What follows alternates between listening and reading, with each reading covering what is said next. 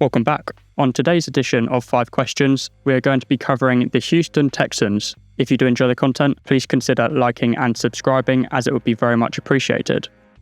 First question is, can new offensive coordinator Nick Caley revive this offense? Because after his first season as an offensive coordinator in 2023, it felt like a bright future for Bobby Slowick. His quarterback CJ Stroud had a historic rookie season, and the offense as a whole had 5.4 yards per play, which was 13th in the NFL, and 14 turnovers was the least in the NFL. But last season, that yards per play number fell to 5.1, and turnovers was a less impressive 19. But the first thing I want to establish is this had nothing to do with CJ Stroud.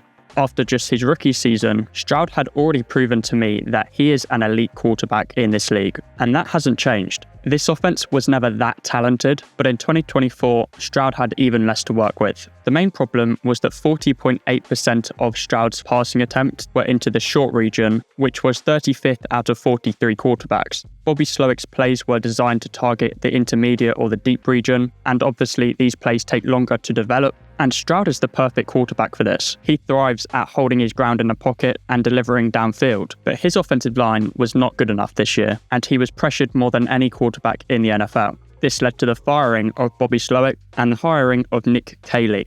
Now, it's difficult to know if Nick Caley can be a good offensive coordinator or not, because this is his first opportunity as an offensive coordinator. He spent most of his years with the Patriots as a tight end or a fullback coach, but the Rams gave him his opportunity last season as a passing coordinator, and clearly he earned some respect from people around the league.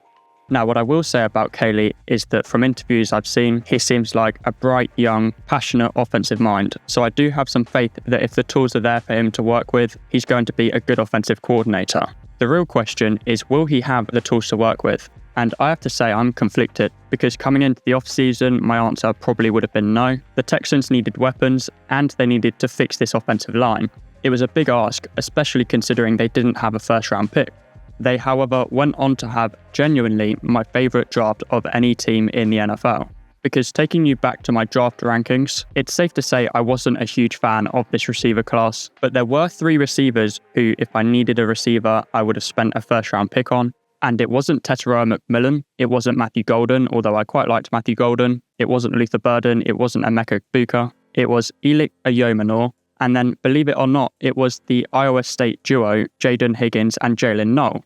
And remarkably, the Texans picked up Jaden Higgins in the 2nd round and Jalen Noel in the 3rd round. And I'm serious about this duo the Texans have added. They were both overlooked for various reasons, but ultimately I see Jaden Higgins as what people think Tetairoa McMillan is. 6'4", a big target for Stroud to aim for, but importantly has the elusive movement skills to get that step on a defender. In fact, I don't think I brought it up at the time, but the name that kept coming back to me was Nico Collins. So now Stroud's going to have, in my opinion, 2 borderline elite outside receivers. But on top of that, I think Jalen Noel was overlooked because he was just a slot guy, but he's explosive, he's elusive, he's tough. I think he's going to be a very productive slot receiver for the Texans as well. So all of a sudden, the Texans have a complete group of weapons. And that's not even mentioning the fact they still have Tank Dell, they still have John Mechie, they still have Dalton Schultz, and on top of that, they've added Christian Kirk, who I think is going to have to compete for his job in the slot with Jalen Noel sat there. But clearly the Texans have learned their lesson with the Tank Dell injuries and the Stephon Diggs injury. If anything, they've gone a bit overkill with the depth they have at receiver now. Have they spent enough resources on the offensive line? Well, they've let Laramie Tunsil go to my Commanders, so that's not a great start because he was really their only bright spot on the offensive line. But they did replace him with Cam Robinson. He's not Laramie Tunsil, but he's cheaper and he is a solid left tackle. The interior is a bit iffy, but solid enough in pass protection. The real question is at right tackle, because 2nd round rookie Blake Fisher was a complete liability last season. But they have spent another 2nd rounder this year on Erionte Ursary. This is another guy I really liked coming out of the draft. He was a borderline 1st rounder for me, and the thing I really liked about him was the pass protection. In terms of the vertical movement skills to have an impact on the run game, I wasn't so sure. But this brings me to why we've been focusing so much on the passing game. This was already a pass-heavy team, and the offseason only suggests to me that the Texans are looking to lean into that. Joe Mixon's still a good running back, but this is not an offensive line capable of creating a dominant run game. And that's a real issue because if you're not setting up the pass with the run, you have to have a pretty dominant passing attack. So can Caley revive this offense? I'm going to say no in terms of next year, just because I think the offensive line is still too much of a question mark, even in terms of pass protection, but I think they could be better, and things are definitely moving in the right direction looking ahead at the next few years. But this makes the next question an important one, because this is going to need to be a top 10 sort of defense to carry the team along and compete this season. Defensive coordinator is Matt Burke, but in reality, head coach D'Amico Ryans is in charge of this defense. And you can't say he hasn't done a good job. They held opponents to an average of 5.1 yards per play last season and accumulated 29 turnovers. Now, it is worth mentioning that they did this in a division with the offenses of the Colts, Titans, and Jaguars. They also faced the Bears, the Jets, the Patriots, the Dolphins. But you can only beat your competition, and they dominated the Chargers offense in the wildcard game. Not so impressive versus the Chiefs, as this obviously isn't the same Chiefs offense we saw a few years ago. Kareem Hunt ran the ball pretty efficiently, and Mahomes being able to hit Kelsey 7 times for 117 yards was really what allowed the Chiefs to win that game. So let's talk about this D'Amico Ryans defense. In terms of shape, it's a pretty rigid 4-2-5 system. They don't alternate from that very often. So you have the 4 defensive linemen, the 2 linebackers, and the 5 defensive backs. One of the most impressive things about this defense is that despite it being just the 4 defensive linemen, and they don't blitz any more than the average NFL defense, they accumulated 49 sacks last season, which was tied 4th in the NFL. This certainly wasn't accidental though, as the Texans brought in Danielle Hunter in free agency last season and traded up to draft Will Anderson with the 3rd overall pick in 2023. This gave the Texans a very productive pass rushing duo as they accumulated 28 sacks between them.